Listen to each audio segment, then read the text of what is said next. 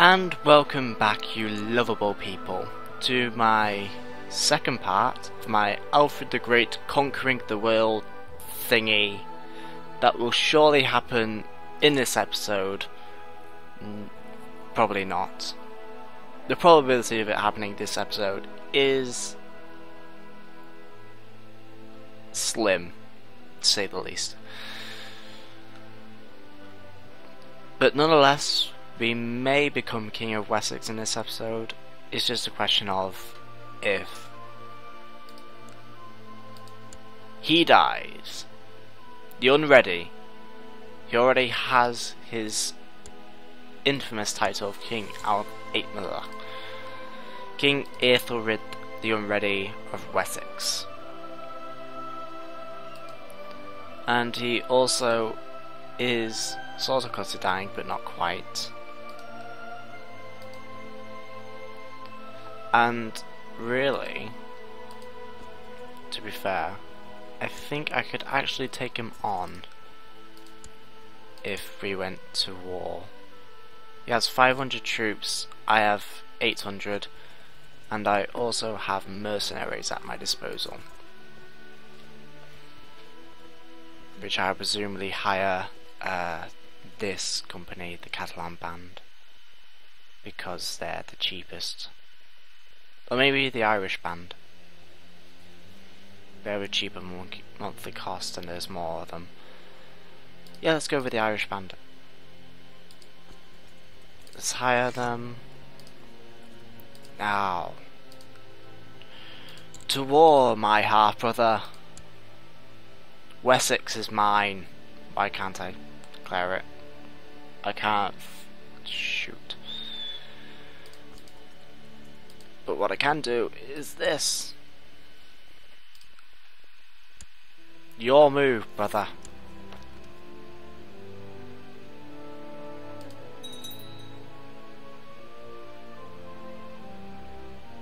Okay then.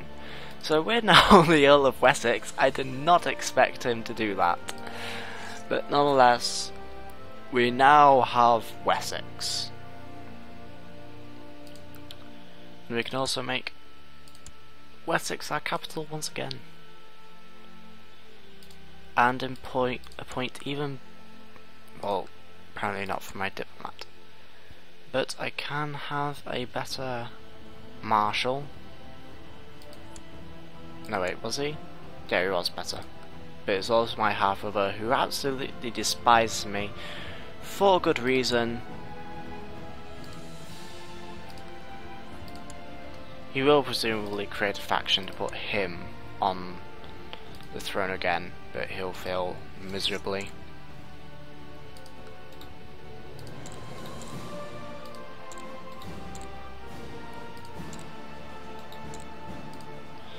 And also, because we're King of Wessex, we can now start fabricating claim on Cornwall again, because they can't do anything about it. So, we are now Earl of Wessex, and we still actually can't do that much.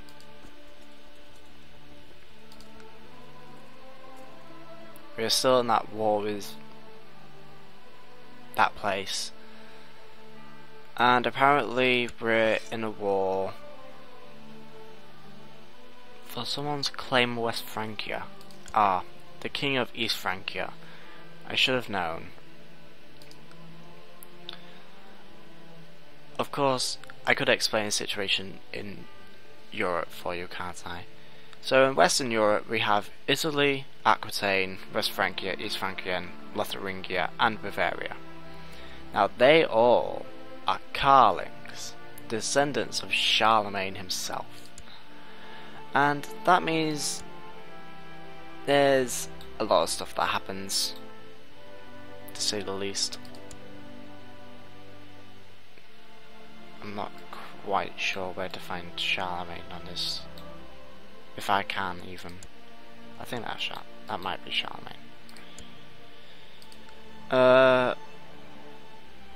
Yeah, that presumably looks like King Charlemagne. He has a Wikipedia link, so it must be him. So basically it means that entire kingdoms can be inherited by other kings. For example, Lotharingia can be inherited by Italy, while Italy can be inherited by his kid. Let me see. East Francia can be inherited by Bavaria. Bavaria can be inherited by that guy. So yeah, it can cause a very large country to spawn, which may create an empire. I've seen a Holy Roman Empire be formed before by the Carlings. I've seen a Frankian Empire be formed before by the Carlings. It can all happen in there. It's very exciting, but not what we're doing.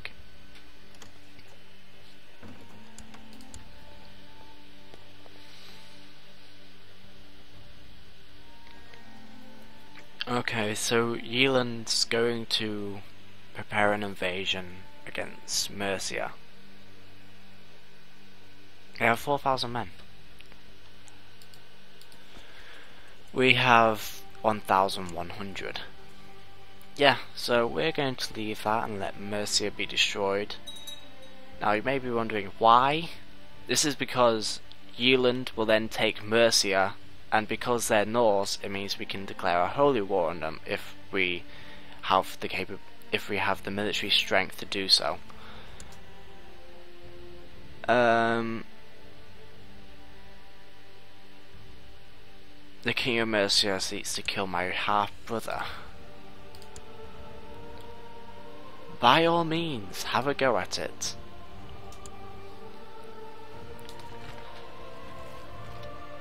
And Magyar nomads are no more. Basically, Hungary is now in the game. I could show you it, but I don't really want to. I'm busy focusing on stuff. I can create duchies. I don't want to do that because having a double duchy will just cause problems, and it's a daughter. Balls. And I'm being...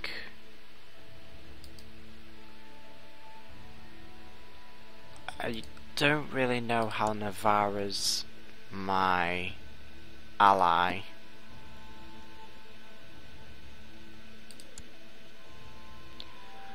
Alfred's half-brother, Aethelred's father-in-law. Alright, so he married the Princess of Navarra, and that means that he's my ally.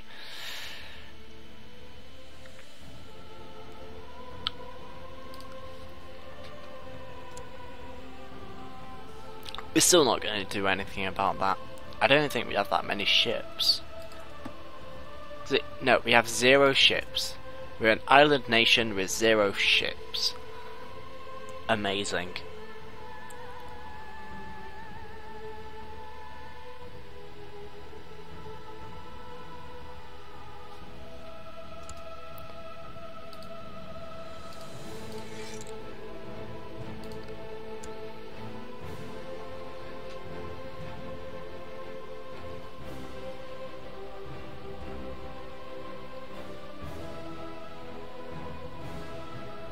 So once again we're sat here waiting for something to happen.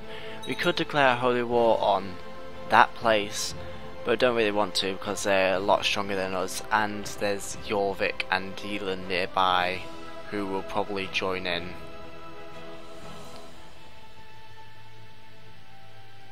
I know what we can do right now. We can evaluate the situation that bestows upon us in order for us to unify Britain under one flag. So we have Cornwall here, small 2-county duchy. They will be easily absorbed by the mighty Kingdom of Wessex. I also appear to be at war with that place now because of Yeland. It doesn't matter that much. They're not going to besiege my country. So Cornwall's easy to take. It's very quick to do so as Wessex. It's no problem at all. Here in Wales we have the 1 frame a second under autosaving. Here we have the Petty Kingdom of Deheubarth. What will probably happen is that they'll absorb Defed. So, something Welsh. and become a 3-province duchy. That's still nothing compared to Wessex, so they will eventually be absorbed quite quickly as well. Petty Kingdom of Gwynedd, 3 provinces, pretty easy to take. East Anglia is going to be a lot harder to take because that Norse country is very large and has a lot of troops, whereas we have very little. Why has Kent got its troops raised?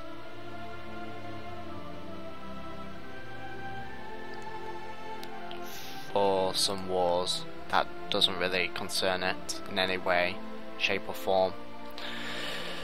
So that's going to be hard to take. We'll probably have to wait a while to take that. Meanwhile, Yeeland is taking Mercia. That's probably going to be a problem to take as well. So what I think I shall do, my words are failing me, is that I'm going to leave these to exist, conquer Cornwall and basically the Kingdom of Wales, make myself the King of Wales, which won't last very long. Probably conquer Ireland. See if I have enough troops then, and if I do, I'll take the Norse territories and Northumberland, and then focus on Scotland, and then the Orkney Isles, which I can take despite it being belonging to Norway, because they're right there. It's a de jure part of Norway, sorry, I should explain that. It's not part of the Kingdom of Norway, because the Kingdom of Norway doesn't exist right now, because the King of Norway is not alive right now, because there's multiple different independent nations, blah blah blah. I'm also ill. That'll blow over, hopefully. As you can see, there's Trøndelag, which is just actually just besieged by Østlandet as soon as I said that. Normadal, Nordland, the Samis over here. I said that terribly, I know I have. See, ill's gone. Why am I so bad at saying stuff right now? Oh. Østlandet is probably the largest, and they probably will form Norway. Probably. They are a very powerful country, Østlandet. Oh, Østlandet. Østlandet. That place. They will probably form Norway, as will Svithjod make Sweden. No one makes Finland, because Finland is never that good enough. Sjeland or Yeeland will form Denmark. East Francia will probably fall to someone that's not a Carling and become Germany soon. Not soon. Maybe. There's Hungary. Byzantine Empire will forever stay strong, because I think the game's actually glitched for them a bit. I'll tell you why if we ever come to that. You could also see Ireland. And this is what I was afraid of. One man, Godwin of Oxford, against the nation of Wessex. Oh, I nearly clicked the wrong one there. That would not have been good at all. Raise the levies. So here we have our first bit of combat. I'm going to lose those 79 men because they are part of Oxford.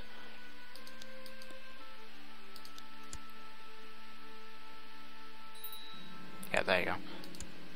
No, I don't think anyone's going to join in. Nope, it's just Oxford.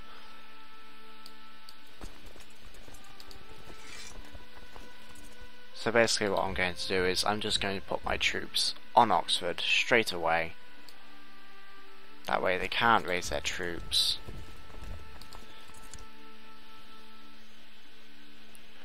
And lose the war. Because they're foolish. Oh.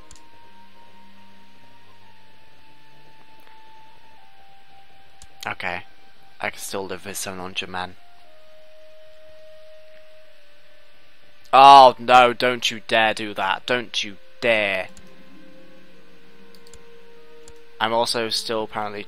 Oh. Well, it appears that Oxford's going to win this war. Because Zealand's a little bitch.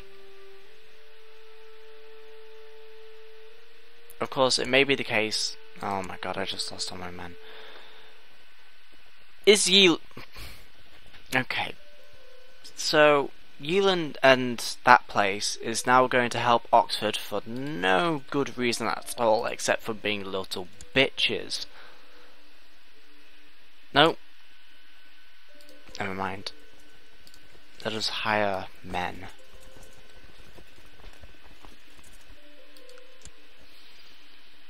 Bring their morale up and just use them to crush that 600 Oxford troops now that Yealand and that place has gone away.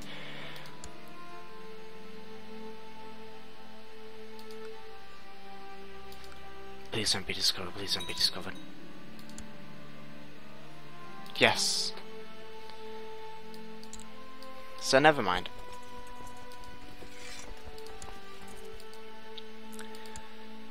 So now with my half-brother dead under seemingly suspicious circumstances, but nonetheless dead, Wessex has no reason to fight me anymore, and so they have returned under my banner, as everyone else remained under my banner because I am amazing.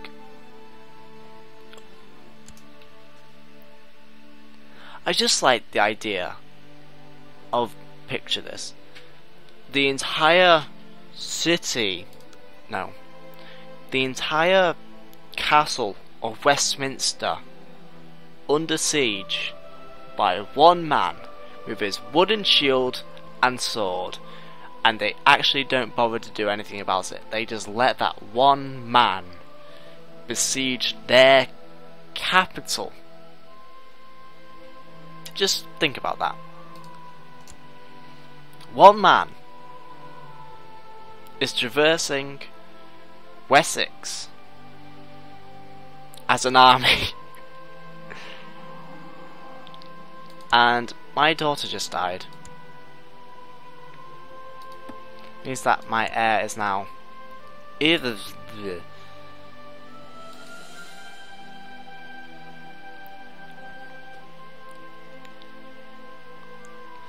Oxford also has men raised because he's a little bitch. Godwin.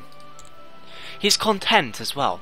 He's content, yet he was inclined to declare war on the entire kingdom of Wessex for a shitty ruler.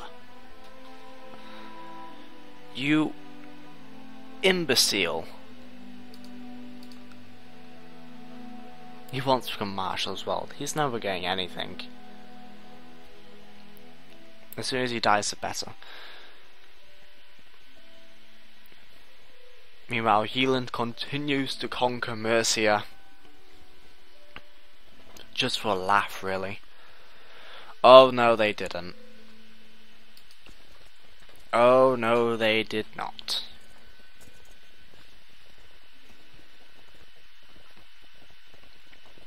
They will taste my steel.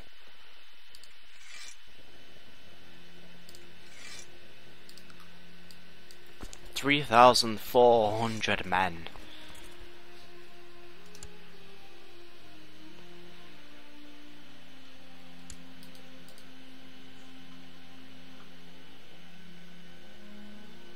I can also now expel the Jewry, but that means I lose 2 diplomacy. Of having 17 diplomacy, that's actually not that bad anyway. So, yeah, sure.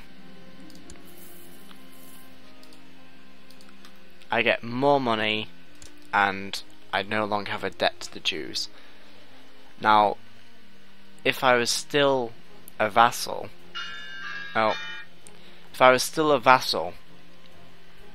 and Alfred had done that, then I would now no longer be in debt to Jews, and neither would I have -2 diplomacy. As I do have -2 diplomacy, but because it's 15, I really don't see a problem here. So, what that sound was the end of the episode. So if you liked, if you liked this video, please come again to watch the next part, which will probably come out unlike the previous series, which ended after 2 episodes. Don't trust me. Well, don't trust me. I mean, do trust me. There will be a 3rd part, hopefully. So, I'll see you next time, and thank you for watching.